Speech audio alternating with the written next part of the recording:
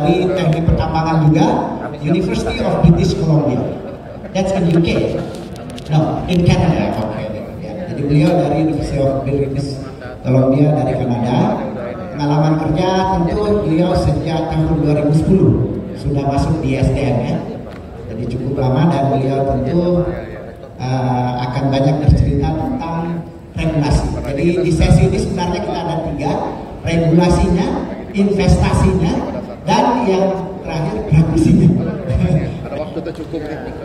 Jadi Pak Andri akan memaparkan tentang regulasi hilirisasi nikel di Indonesia. Dan kita akan mendapatkan pembahasan kenapa perguruan tinggi tidak jadi diberikan IUP misalnya. Ini nanti akan jadi pertanyaan dari teman-teman juga. Silakan Pak Andri, time is yours. Kita beri tepuk tangan dulu supaya semangat. Terima kasih Pak Moderator. Selamat pagi Bapak-Ibu sekalian. Assalamualaikum warahmatullahi wabarakatuh. Mungkin saya ucapkan terima kasih juga kemarin Pak Dirjen Triwidono yang ingin hadir tapi terpaksa ada urusan lain. Jadi memungkinkan kepada saya untuk memberikan mungkin sedikit paparan atau updating ya terkait dengan regulasi untuk nikel di Indonesia. Jadi memang tadi saya sudah mengikuti dari pagi ya, jadi memang kami dari pemerintah mendukung sekali adanya pusat penelitian terkait dengan nikel, karena yang kami perhatikan seperti ini. Jadi di negara kita itu kan kita mempunyai potensi nikel itu secara sumber daya dan cadangan itu nomor 1 ya. Jadi baik itu produksinya juga kita nomor 1, di mana kita sekitar 50% menyumbang produksi dunia.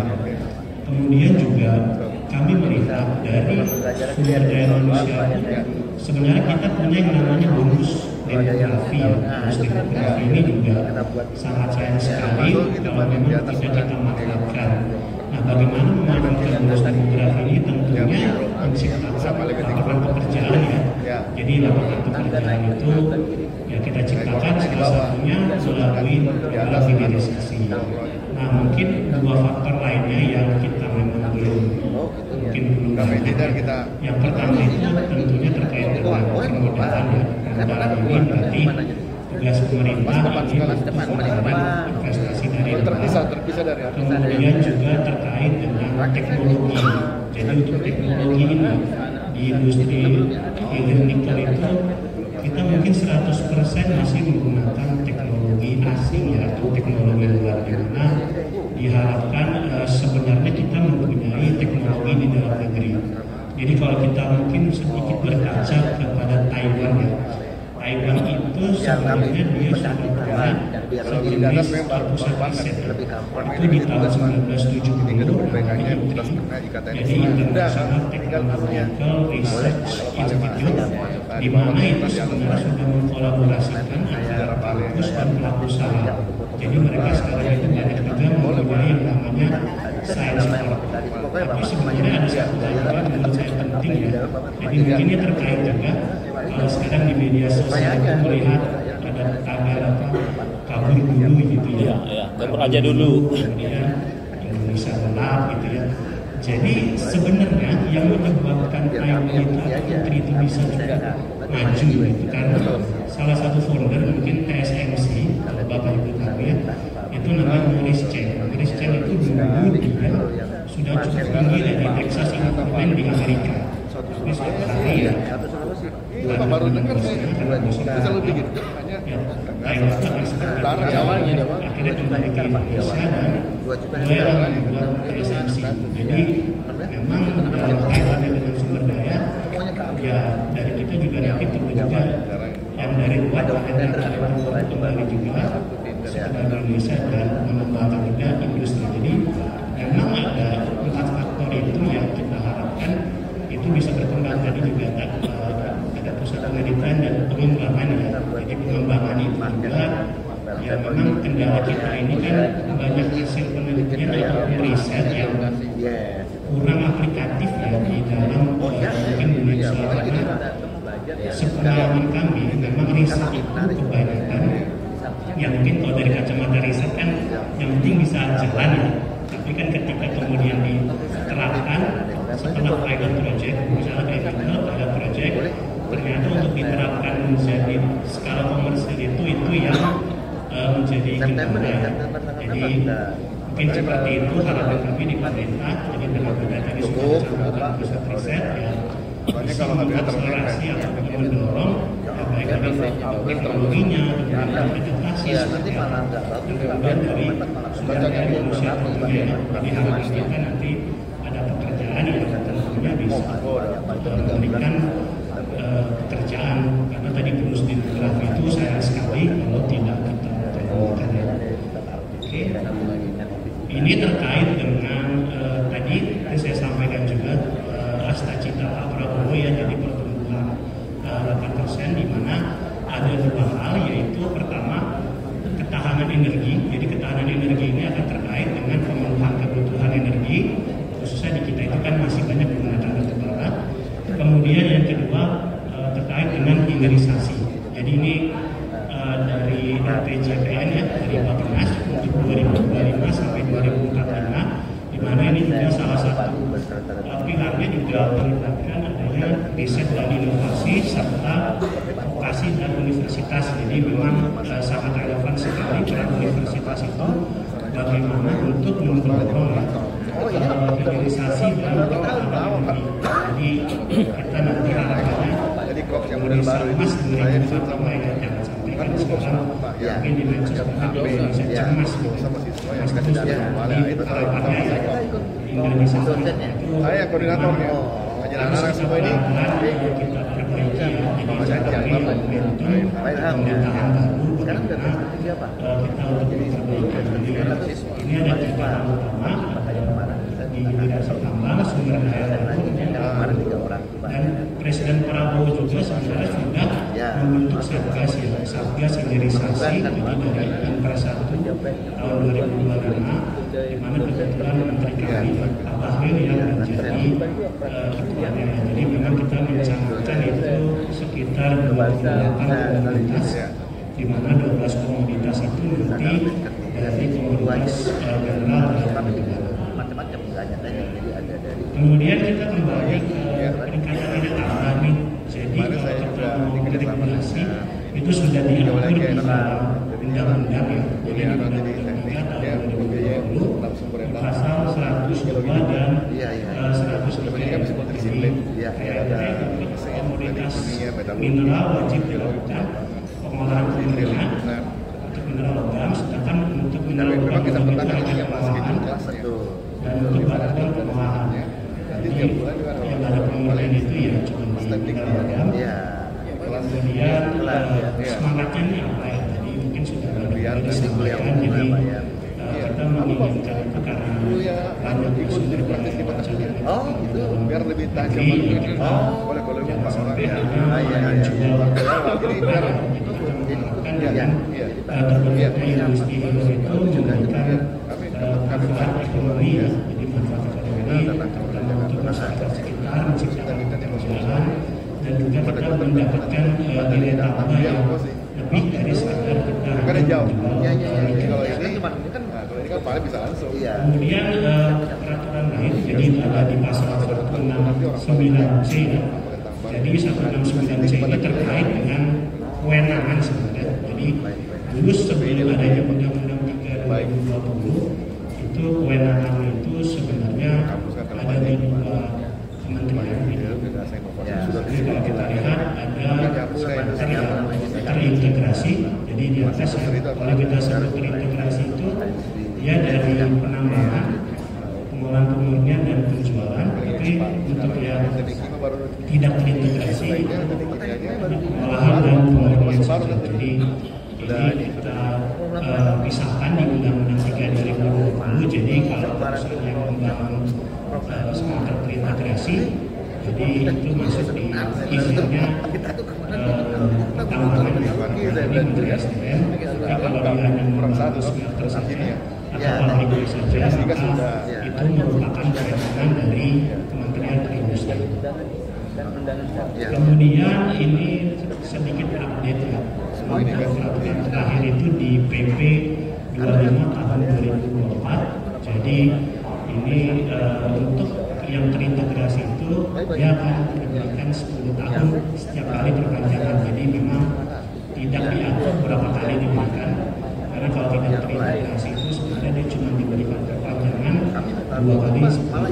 Tapi ada terintegrasi dia kemudian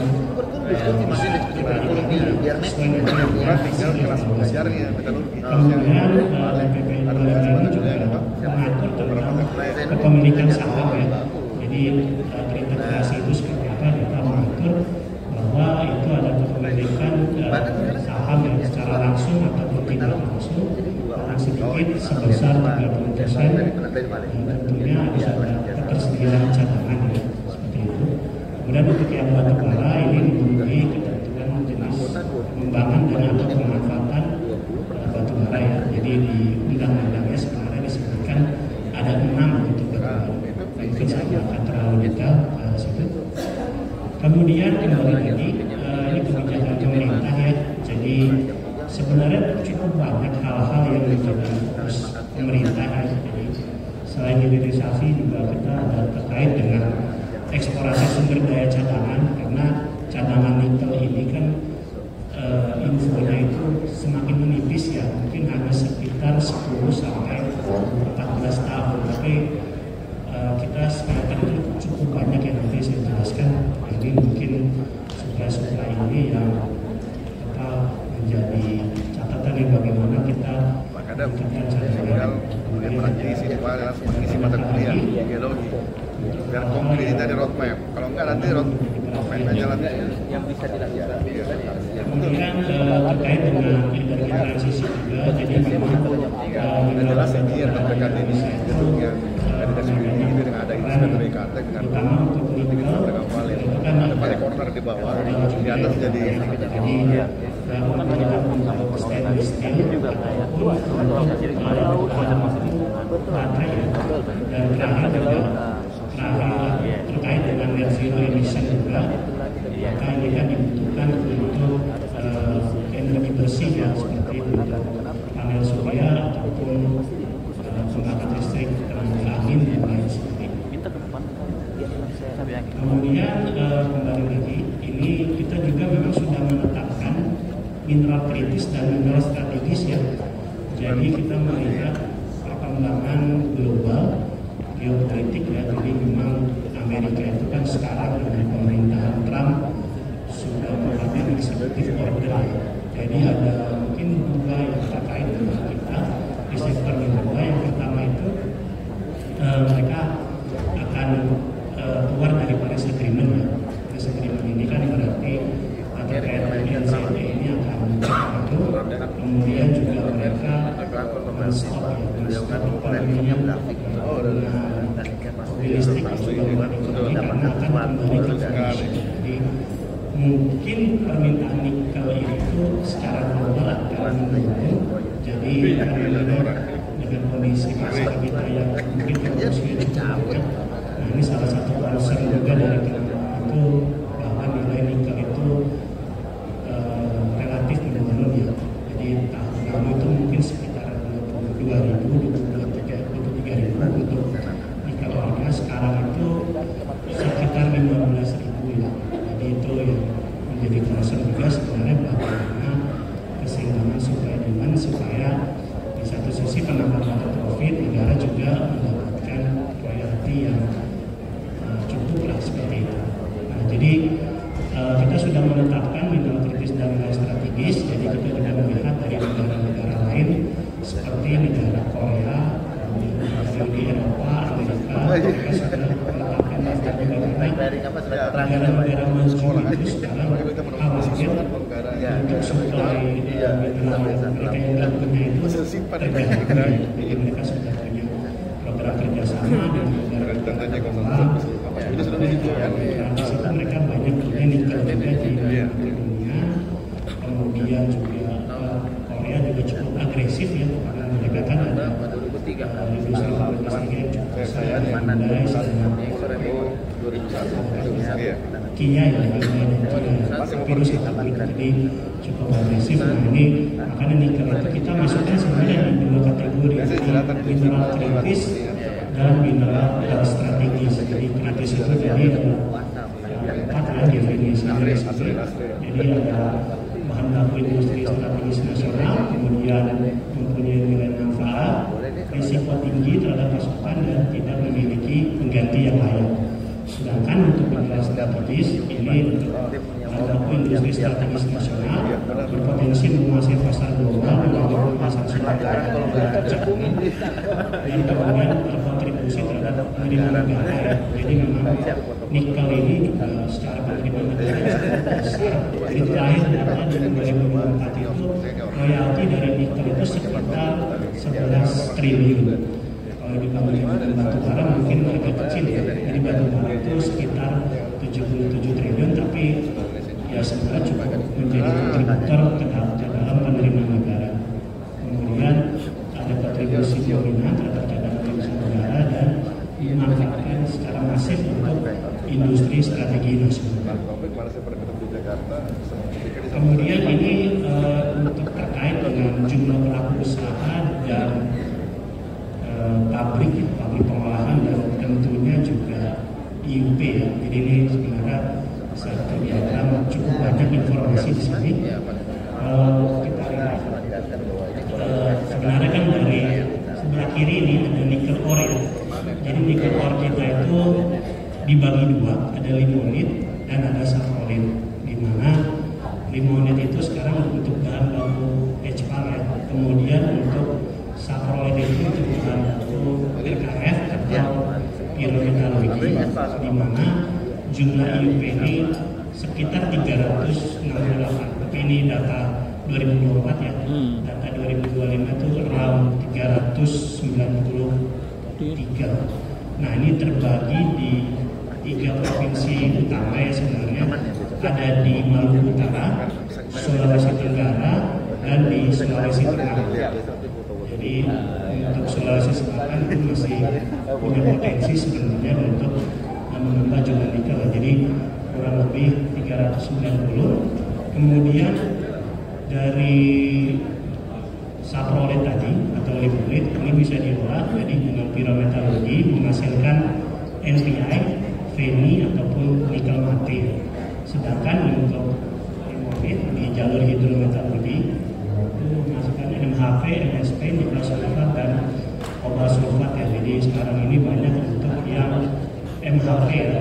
Lihat di bawahnya itu kita sudah ada breakdown juga. Ini data dari Kemenperin, tapi ini masih sifatnya dinamis ya seperti itu. Nah, kalau kita lihat di sini kurang lebih smelter itu hampir 190 ya. Jadi cukup banyak dari itu tadi saya sampaikan di awal bagaimana suplainya ya. Karena sekarang aja dengan smelter nikel itu sekitar 49 itu mereka sudah Lu tim hanya 8 ke Sapri. 8 kita susah. Dan ada juga beberapa perusahaan yang impor dari Filipina. Jadi tahun lalu itu kalau tidak salah sekitar 10 juta ton. Dan juga kita melihat ternyata Filipina juga mulai akan menerapkan larangan ekspor di bulan Mei 2020. Jadi itu ya, dinamikanya di industri nikel seperti itu. Kemudian ini terkait dengan produksi ya, jadi produksi dan penjualan nikel. Jadi kalau kita lihat year by year, sebenarnya di 2020 itu kan kita sudah mulai larangan ekspor ya. Jadi kalau kita lihat untuk biji nikel, nah ini di 2020 penjualan domestik itu meningkat. Nah kemudian untuk NPI-nya ini dia meningkat juga ya dengan penjualan domestik untuk kebutuhan industri stainless steel. Kemudian untuk produksi ferronickel juga nih secara year by year juga meningkat dengan pembangunan smelter, tapi sebagian besar ini masih diekspor. Kemudian untuk nikel mate juga ada peningkatan.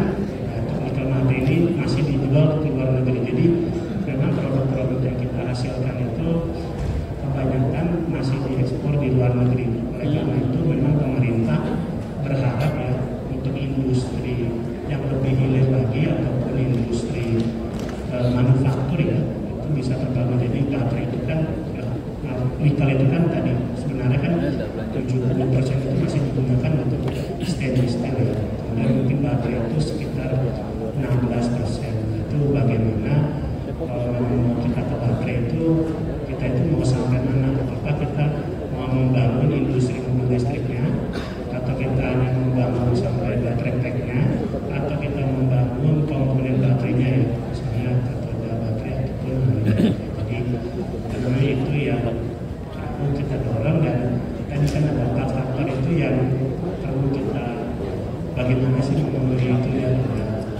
teknologinya dan permodalannya karena 100% ini masih menggunakan teknologi dari kemudian untuk roadmap ya, ini roadmap ini sebenarnya dari kami, dari Direktorat Jenderal Minerba, dari Grand Strategi Komoditas Minerba ada 4 pilar. Jadi 4 pilar itu yang pertama terkait dengan ketahanan cadangan dan optimalisasi produksi biji. Jadi kita akan mencoba sumber daya itu menjadi cadangan karena baru 54% perusahaan itu yang melaporkan sumber daya cadangan dan itu secara konversi juga masih kurang.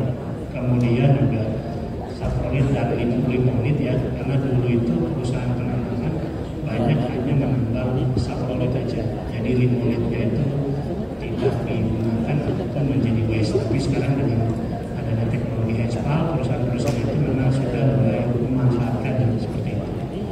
Kemudian kita ada yang kedua yaitu peningkatan optimalisasi dan efisiensi industri pengolahan pembelian. Jadi untuk yang RKF ataupun yang biometalurgi sebenarnya kan sudah cukup banyak tadi ya. Jadi kita mendorong untuk pembangunan pabrik biometalurgi, kemudian pembangunan pabrik nikel sulfat dan melakukan pengawasan serta kita sebenarnya terkait dengan pemanfaatan SKPP ya. SKPP proses metalurgi tadi mungkin sudah disampaikan juga di roadmap, ada untuk selek itu untuk aktivis RIF ya, jadi sangat positif sekali. Kemudian juga terkait dengan LPG dan adanya anggapan.